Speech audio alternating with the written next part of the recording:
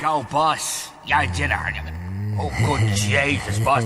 Put that gun down. Where did you get that gun? Now, where were you hiding now? Hold on. I'm getting it ready to go hunting those deer.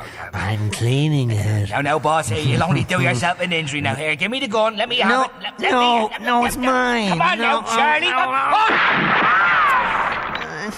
I'm just here trying to do a bit of deer hunting. I'm here on a little holiday. Yeah, sure, I know. A little holiday, that's it. I'll be back, though. Back to my former glory. You will, of course you will, yeah. I have to protect myself, Maureen. I'm PJ, boss. Shut up, Mara. I have to protect myself from backstabbers, liars, country and western singers. Yeah, but of course, boss. Now, and I'm here and I'll protect you. But guns, now, Jesus, that's not a good idea. Remember the trouble with the arms trial, boss? I trust no one, PJ. Yeah, of course. I'll tell you what, why don't you tell us the whole story, boss, huh? Tell us what really happened in 1970, huh? Now, for the biography, for posterity, for me royalties. You really want to know? Yeah, absolutely, boss. I'll tell you what, hold on now till I get me tape recorder. No tapes. I never want to hear of or see another tape again. Yeah, but there's no other way I'll have proof, boss. I mean, for all I know, you might deny it afterwards. Exactly. Boss.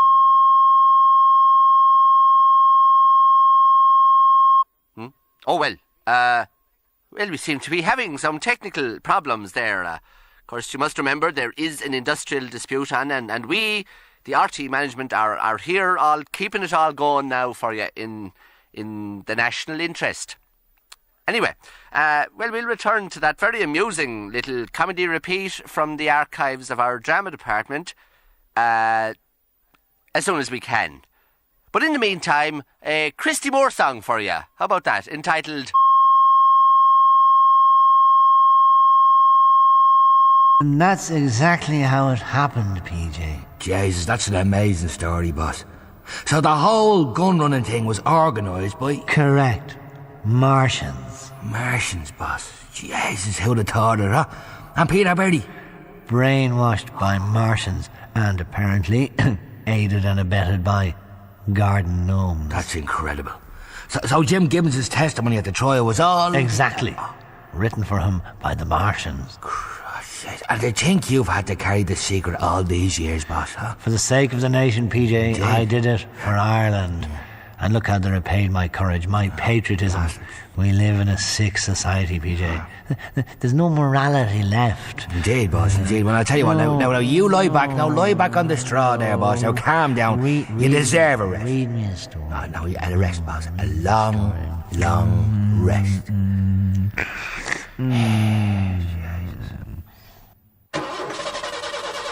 Jeez. What's the delay? I'm sorry, the shagging thing won't start. I'm sorry about this, Charlie. Sorry about this. What?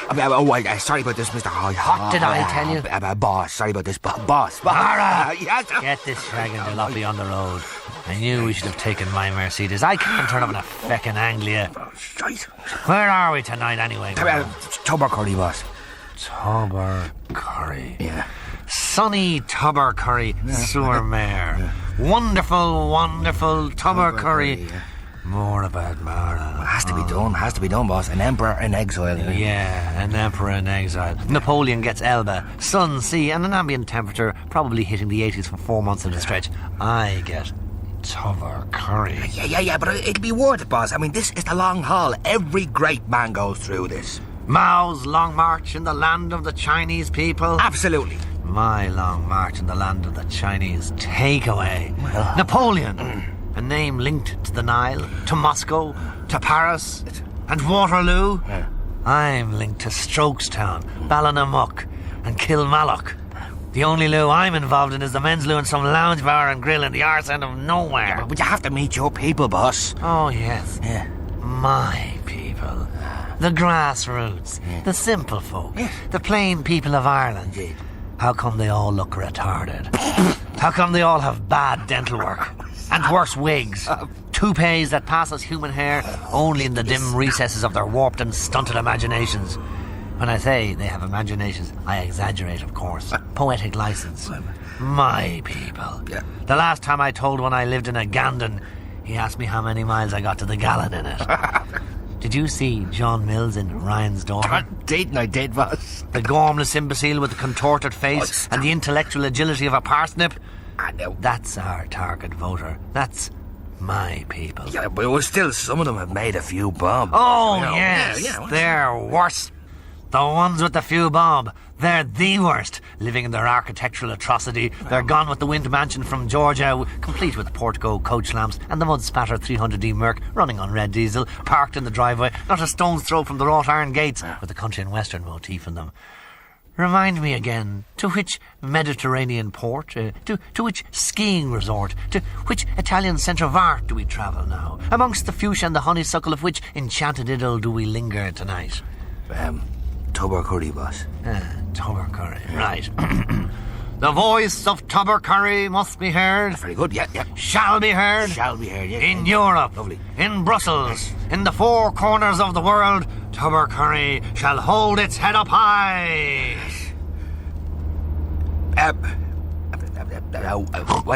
Wake up, boss. We're there. There's the common secretary now, I think. Yeah. Now, Charlie, you'll have a bit to eat then. Up you go, your hind legs there, and give him a bit of an old jizz up. Up the arms, trial jizz, you're a gas-bloody man, a rogue. The sort of man Fianna Fáil needs. Of course. Hello there. Boss, you love the menu, boss. Why so? Oh, it's just, poule avec des pommes frites. Oh, Chicken and chips. Chips, I know. Well, that's too bad, because you'll have to eat mine as well. Boss. Now, here to speak to us tonight, someone you know quite well. I call on Deputy Charles Haughey to address the common. People of Tubbercurry, arise! The voice of Tubbercurry must be heard, shall be heard, in Europe, in Brussels, in the four corners of the world. Tubbercurry shall hold its head up high. I have a dream. More like a fucking nightmare. I have a dream. Lynch is gone, boss. At last. Yes. The hour is at hand. Now might I do it, Pat. Good old Jack, the hurler on the ditch, is about to become the hurler that gets ditched. I want no recriminations, no acts of vengeance. Yes, I do. Get the hit list. I have it right here, boss. Here you go. I am to be Taoiseach, numero uno, head honcho. I am who am. I can appoint ministers, appoint senators, appoint chairpersons of state company boards. I can appoint Garda commissioners, appoint. And I can disappoint.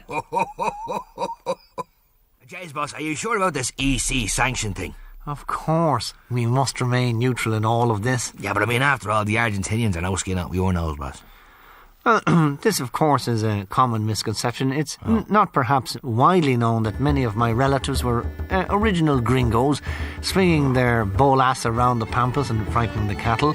Fray Bentos Haughey was a very successful ranchero with a villa modelled on one he saw on the road to Dunshaughlin, while Admiral William Haughey founded the Argentinian Navy.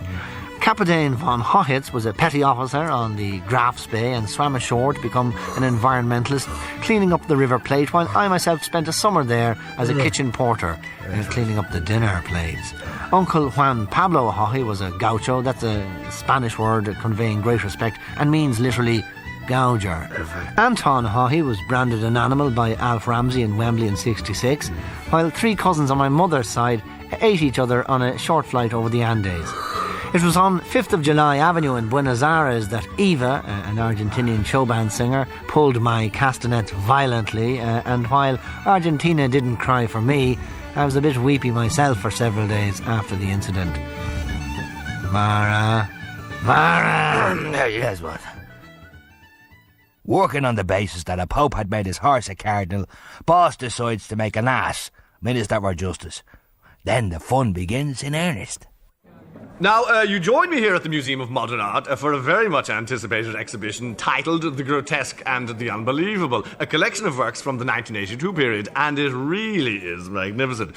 Professor Tig Lucy, Professor of Contemporary Art and Political Corruption at University College Cork, is with me. Professor Tig, this exhibition, The Grotesque and the Unbelievable, the emphasis is on the surreal. Oh, will you stop, Mike? Surreal isn't the word for it, Chuck. Yeah. I'd say it's not only grotesque and unbelievable, it's bizarre as well. And unprecedented, would you say? Absolutely. Come here, Mike. Come here. I'll have a look at this one now. Yeah, now, this would be a what? It's a sculptor, Mike. It's from the Gerry collection. Of course, I can see that, yeah. And all that chrome and twisted metal. In fact, it's a pound to the modern automobile, is it not? I wonder what old Henry Ford would say if he could see this. He'd say it's a Granada.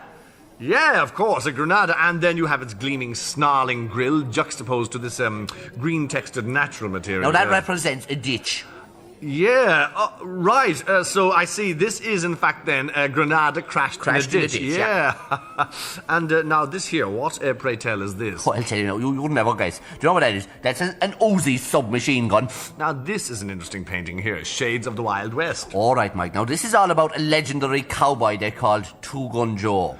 Yeah, but of course it is a very witty anachronism, is it not? A study in absurdity for this figure from the frontier to be handing a tape recorder over to Dracula here, I think it is. That's right. Now, it is very like Dracula, all right. A lot of people say that it's the black hair and the kind of hypnotic stare he has. Yeah. Actually, I think, he is from the Wild West as well, up the northwest, I believe. Yeah, it's gas. And here in the second part of the tableau, Dracula metamorphoses into a bat. Well, no, I think you'll find that's a Euro commissioner he's changed into.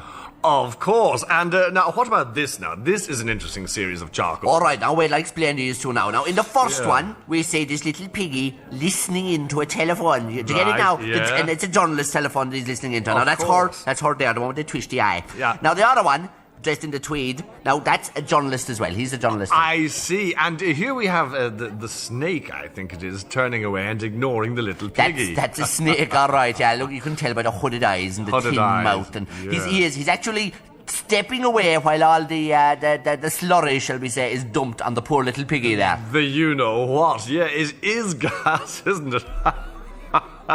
And the piggy's not at all happy, but sure, in art, traditionally, now, pigs are dumb animals. Dirty, but dumb. Now, what about this? This is obviously influenced by Magritte. Oh, this is wonderful, Mike. Yeah. Now, in a Magritte, you could have a fella with an apple in the face or a fish in a house. But here we have a real funny one. It's a murderer in an apartment. It's the Attorney General's apartment, actually. Great, and the title is witty, isn't it? MacArthur's Park. That's great. And this a bronze here, the miniature of the little man with the imperial countenance, Napoleon. Well, it could be Napoleon, or it could be modelled on Mussolini. Or it's hard to say. It's some class of a dictator anyway, And rather like the Venus de Milo, a limb missing. Well, right, it's both legs have gone from under him at this point, you see. And the sculptor, well, it has a lovely sense of movement there. You can see the subject just starting to topple. Hasn't a leg to stand on anymore. Well, November of 82 is a time I'd rather forget. The fan blew a fuse with the amount of shit hitting it, and then to top it all, we lose a bleeding election. Garrett and Company no sooner installed than one more clump of SH1T finally does it, thrown by a Limerick boot boy. I was shocked. As Minister for Justice, I had no choice but to make this information available to the public. It would have been wrong for me not to make it known. My predecessor here at Justice has been tapping telephones. Not only that, but there's evidence to suggest that Mr. Haughey has issued threats against a well-known racehorse, that some of the elder members of the Fianna Fáil party participated in the murder of the Viceroy in the Phoenix Park some years ago, and that Mr. Doherty was the last person seen in the vicinity of Nelson's Pillar before it was blown up. I can further reveal that Charles Haughey's real name is Damien, and he has the numbers 666 on his head. Pity he couldn't keep the number of doll seats he had in his head. 666 a his nad is not the number of a taxi.